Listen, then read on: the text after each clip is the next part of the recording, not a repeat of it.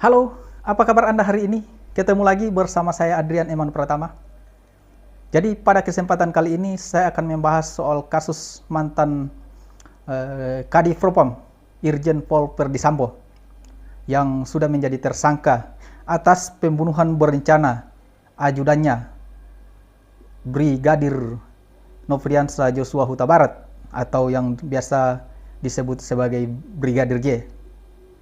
Tetapi sebetulnya kasus ini sudah viral hampir 1 bulan ini karena pembunuhan itu terjadi pada tanggal 8 Agustus kalau saya tidak salah. Tapi baru kali ini saya membahas dikarenakan waktu saya sangat minim. Belum lagi kemarin saya baru turun dari gunung. Padahal sebetulnya kasus ini saya sangat ikuti karena saya adalah orang yang sering mengaku-ngaku sebagai pengamat politik dan juga sering bicara soal hukum, meskipun saya bukanlah siapa-siapa, bukan orang hukum, saya hanya masyarakat awam yang ngaku-ngaku sebagai pengamat politik. Jadi yang ingin saya bahas kali ini adalah pernyataan ngiri-ngiri sedap dari mantan pengacara Rikar Eliezer Pudium Lumiu, salah satu tersangka pembunuhan berencana Brigadir Joshua. Jadi sekedar informasi buat kawan-kawan, tapi saya pikir sobat Bung Aib sudah mengetahui semua bahwa kasus pembunuhan berencana Brigadir Joshua ini sudah ada 5 tersangka yang ditetapkan, yakni Pak Irjen Pol Ferdisambo sendiri, kemudian Bribka Rifki Rizal, ajudan Ferdisambo, dan juga ada asisten rumah tangga atau sopir pribadi Ibu Putri Chandrawati, yakni Kuat Ma'ruf, dan juga Rikar Eliezer Pudium Lumiu atau yang biasa disebut Baradae. Dan terakhir adalah tersangkanya Ibu Putri Chandrawati sendiri.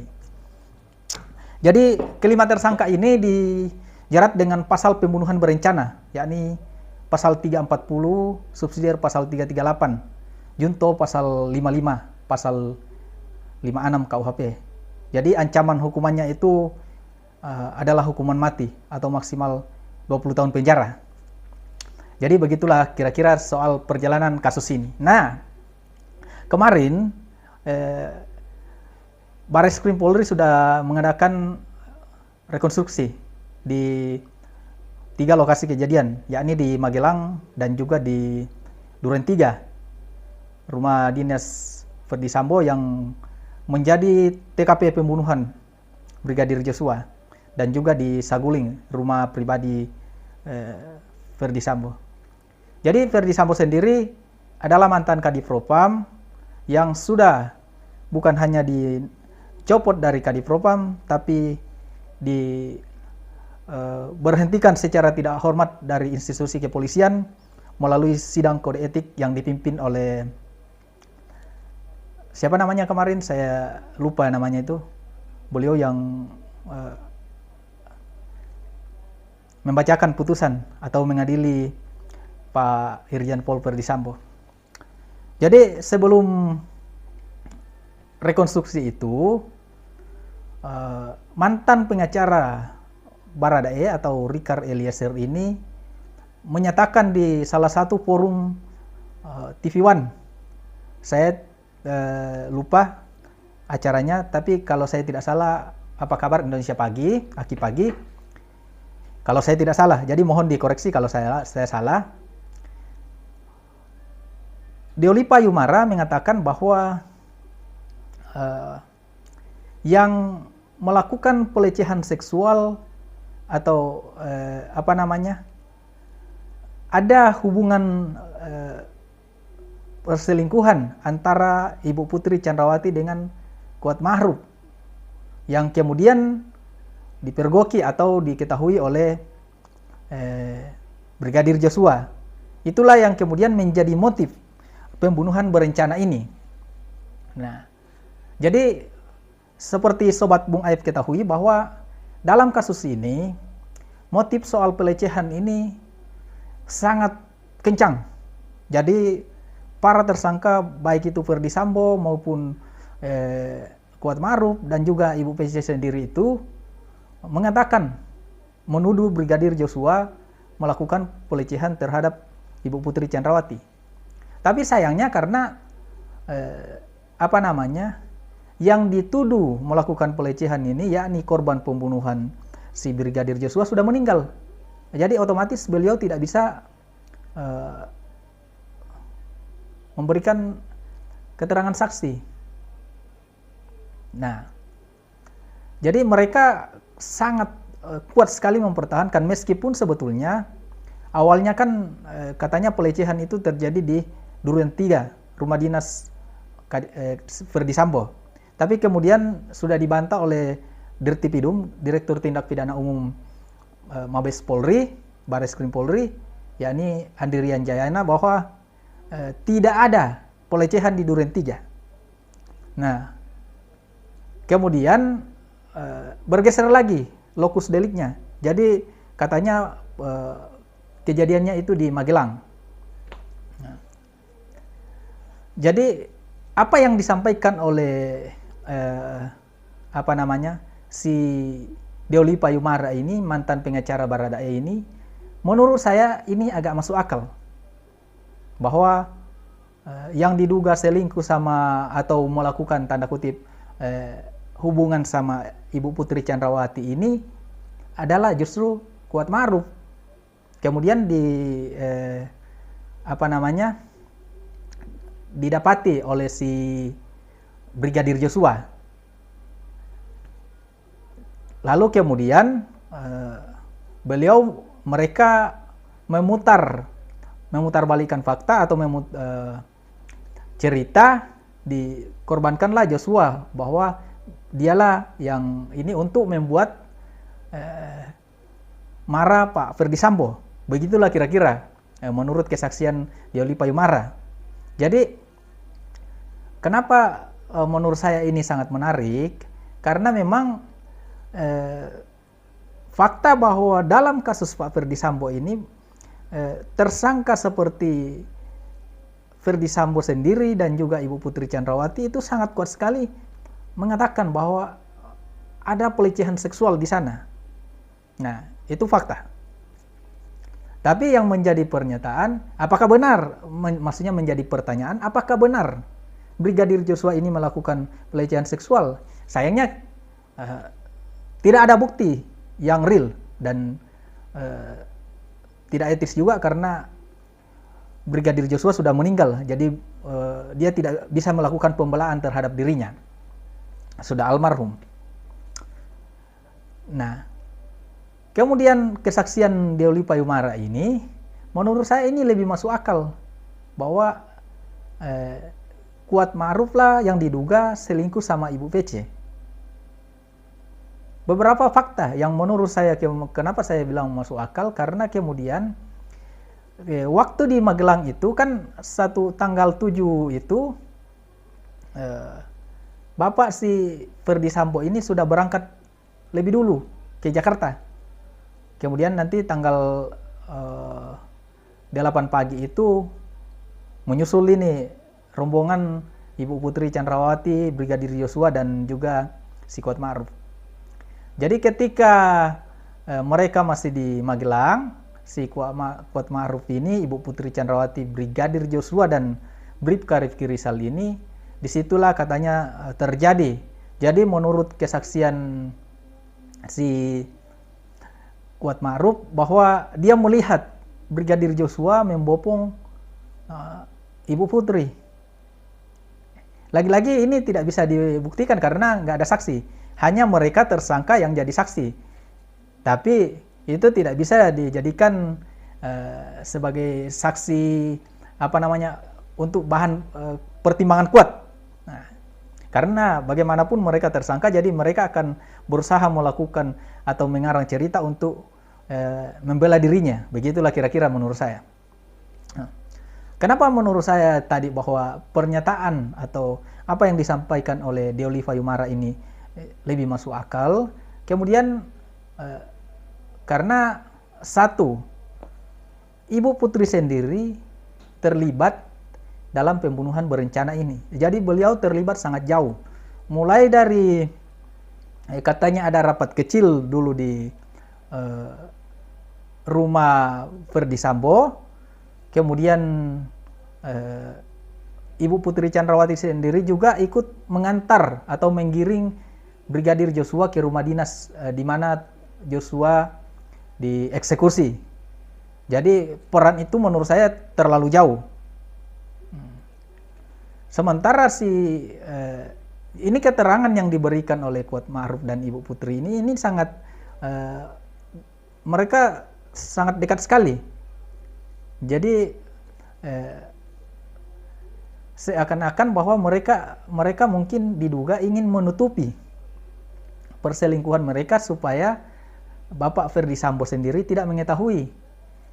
Sayangnya yang menjadi pertanyaan bahwa apakah Pak Ferdy Sambo sebodoh itu sampai dia mudahnya percaya dengan aduan atau provokasi Kuat Ma'ruf ini. Menurut saya Ferdy Sambo sendiri punya pertimbangan. Apalagi Kuat Ma'ruf ini diduga adalah pembantu atau asisten rumah tangga Ferdy Sambo sejak beliau masih AKBP, yakni di Kapolres Brebes kalau tidak salah. Jadi sangat masuk akal kalau kemudian Pak Ferdy Sambo ini percaya apa yang disampaikan oleh Kuat Ma'ruf. Belum lagi istrinya. Jadi katanya peristiwa di Magelang itu Ferdy Sambo ngadu ke Kuat Ma'ruf ngadu ke Ferdy Sambo. Kemudian Ibu Putri Chandrawati menelpon Bribka Rifki Rizal yang sedang mengantarkan makanan anak Ferdy Sambo.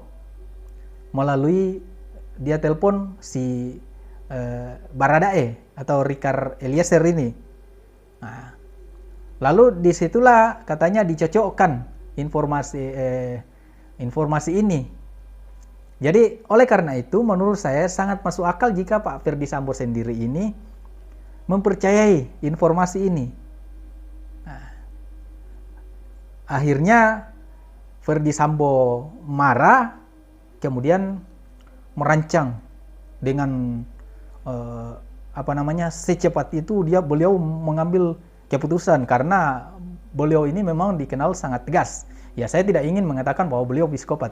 Biarkan itu menjadi bahasa si Deolipa Yumara. Ya.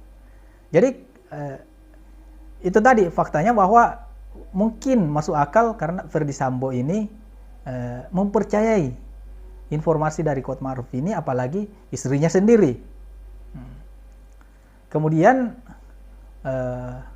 fakta lain, yakni keterangan dari saksi-saksi keluarga Brigadir Joshua termasuk pacar Brigadir Joshua yang mengatakan bahwa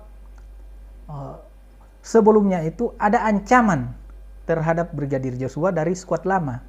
Nah, siapa skuad lama yang dimaksud ini? Itulah menurut saya kira-kira si Kuat Ma'ruf ini, karena beliau adalah orang lama.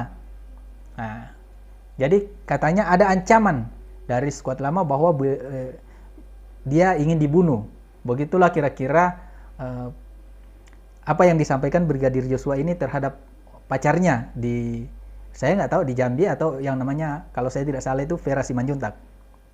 Nah, saya kira ini akan terungkap, mudah-mudahan terungkap dalam persidangan, khususnya dari si Vera Simanjuntak ini, karena saya pikir dia akan jadi saksi juga nantinya di persidangan. Jadi katanya si Brigadir Joshua ini sering diancam. Bahkan ada WA bahwa kalau kemudian Brigadir Joshua naik lagi ke atas, maksudnya jangan sampai Brigadir Joshua naik lagi ke atas. Nah, itulah salah satu fakta naik ke atas ini.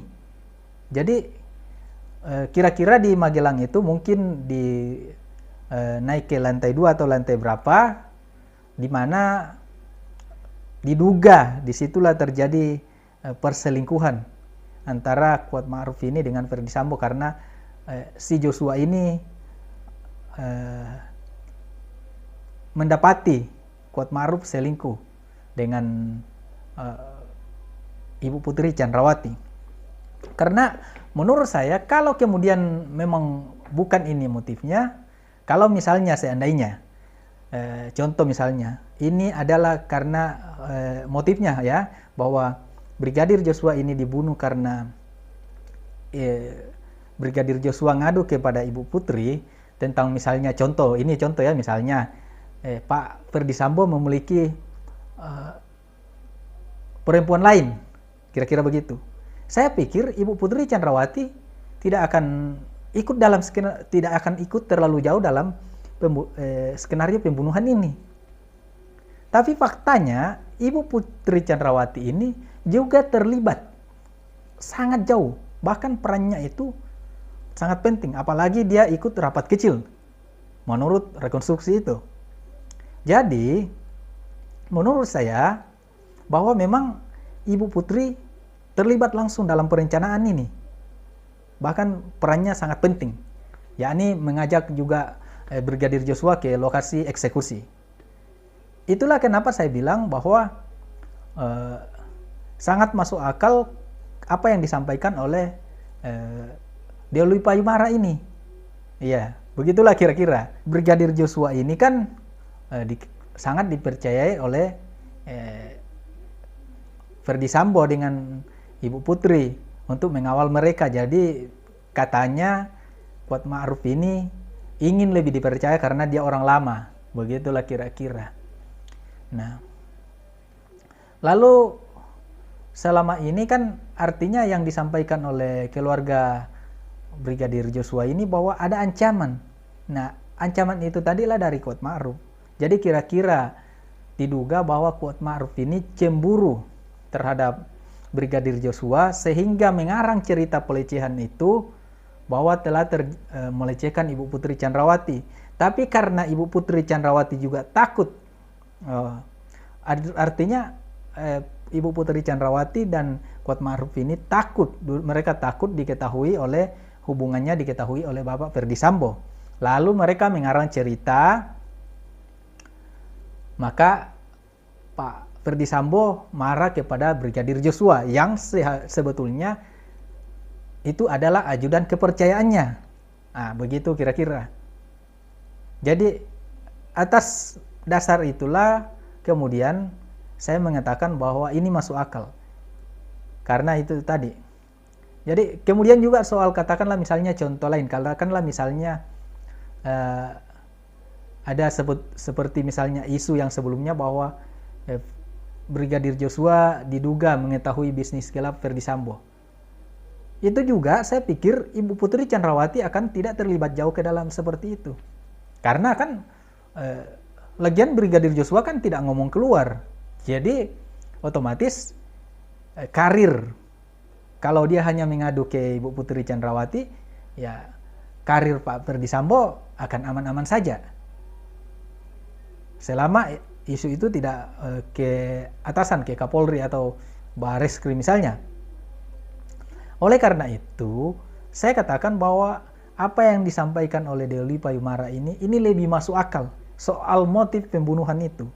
Sebetulnya dalam kasus ini, suatu kasus perkara pidana itu, motif itu sebetulnya tidak harus diungkap karena yang paling penting itu adalah bukti dan saksi-saksi.